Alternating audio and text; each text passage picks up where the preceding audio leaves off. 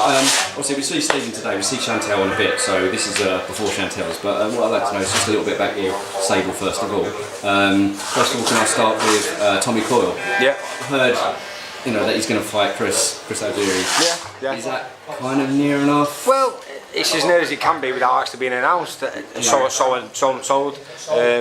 So it's just down to Eddie's said to Tommy that, you know, they're there or thereabouts with it. So it's just a case of waiting and seeing what happens. So I know Chris Algieri's he'll probably be in camp with Canelo at the minute. He does his nutrition and stuff. So he's obviously busy at the moment.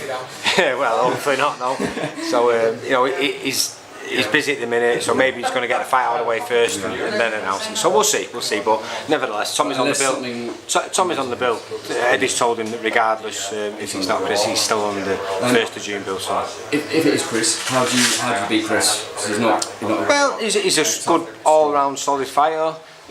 He's tall, but he's ungainly. You know, he's not your conventional tall sort of bolt upright fighter. So he brings his problems, but you know, I've got to be honest. The form Tommy's in, you've got to nail him to the floor to beat him. So style-wise, it should make for a good fight. And when I say for a good fight, meaning an exciting fight, and that's right up Tommy's street. Yeah. So he's never in a dog fight. He's never in a dog fight, and you know, he's only got 2 or 3 fights left in him. He said that, you know, he's got that sort of style where he doesn't bode well for a long career. He's sort of short and sharp and exciting, and that's what he's been.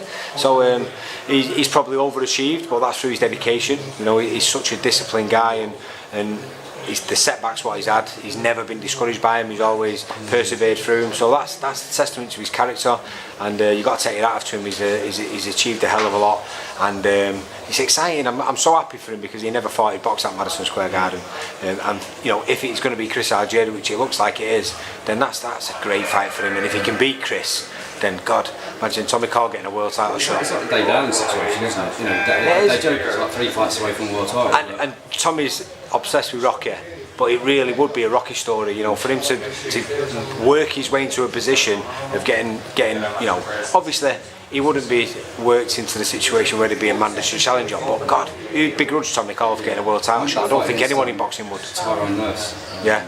It was so close, and it was a good close fight, and I thought I just nicked it, but he just didn't. It was heartbreaking for him, but look, that could have set him down the wrong path, and it didn't.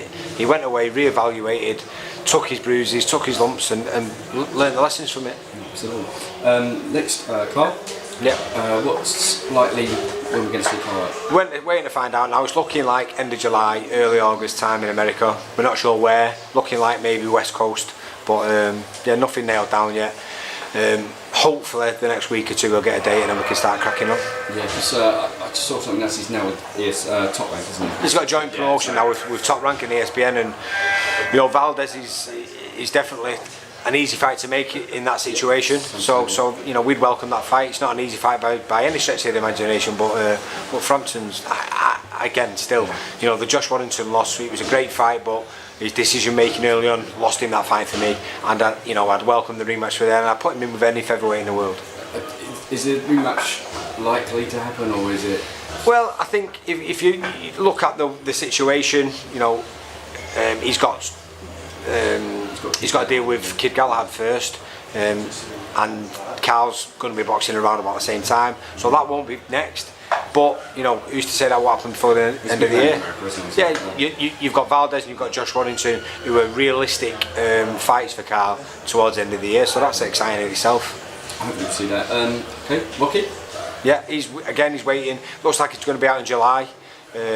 No names or anything. Yeah, we want to get him back out there, get him a win, and then see how the land lies. You know, super middleweight division's packed. There's always going to be big fights there for him.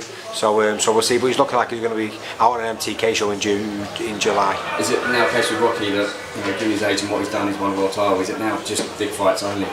Well, you'd think so, but I mean, I don't want to throw him straight in a big fight after the Canelo fight. I'd like to have him a 12-rounder first against maybe, you know, a 60-40, just to get his eye back in, and then we'll look at any fight then, definitely. Yeah. Who have I missed? Mike Murray.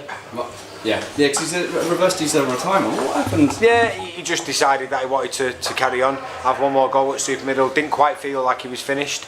So you know, the last thing to go is is the will to carry on. Is the first thing, which is the downward spiral. You sort of start to lose it, and if he's still got that will to go, he's still got it in him. He's a tough man to beat, Martin Murray. How many fights does realistically Martin got left? I'd say he's got 12 months. Yeah. You know, he's 37 now, so I don't think you'll see maybe 12, maybe 18 months. Is it again the same situation? It's big fights only for big fights for Martin. He's super middleweight. You know, his motivation is definitely a factor at this stage of Martin's career. Yeah.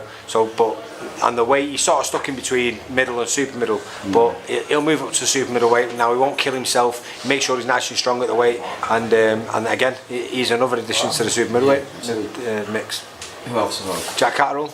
Jack's fighting tomorrow on Wembley. It's only an 8-rounder, but he's mandatory for Maurice Hooker. So once the WBO set out the dates for negotiations and stuff, we'll have a better idea when that fight will take place. But we just wanted to make sure that he stayed active and kept his eye in. Yeah, absolutely. I'm looking forward to that one. Yeah. Fight as well.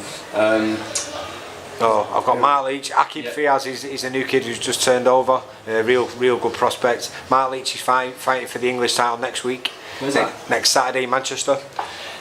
Sean McGoldrick, he's waiting for another day, but it looks like he's going to box in Cardiff next. Probably on an MTK show again. It's actually the first. ESPN. I don't think he's been. Well, not live. I've not heard a day yet. Tommy's boxing June the 1st in Madison Square Garden. I think that's it, innit? Yeah. I think that's it. Conrad's having a bit of a break, just deciding what he's going to do. Conrad Cummins, so yeah. And the quiet man here's just punched a fatter version of me. Nigel, do that again, you know, the second written warning, I promise you now, son. I'll have you in the office on Monday morning.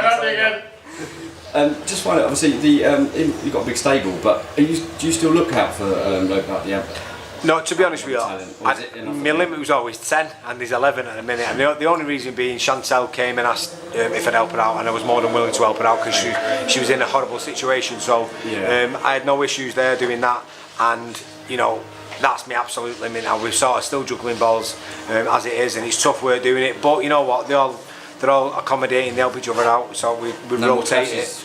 Yeah, we stagger it, and when Nigel's there, you know, because obviously he's a fireman as well, so he's there helping me out, and he's working well at the minute, but it's not easy, but what job is? Yeah, no, absolutely. But before we go, do you want to shout out social media so people can follow you? My name is Jamie Moore, and my Twitter name is Jamie Moore 777 on Instagram and Twitter.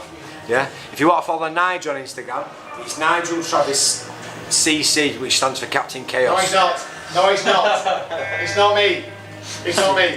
You can see like random videos of him pissed up in bars.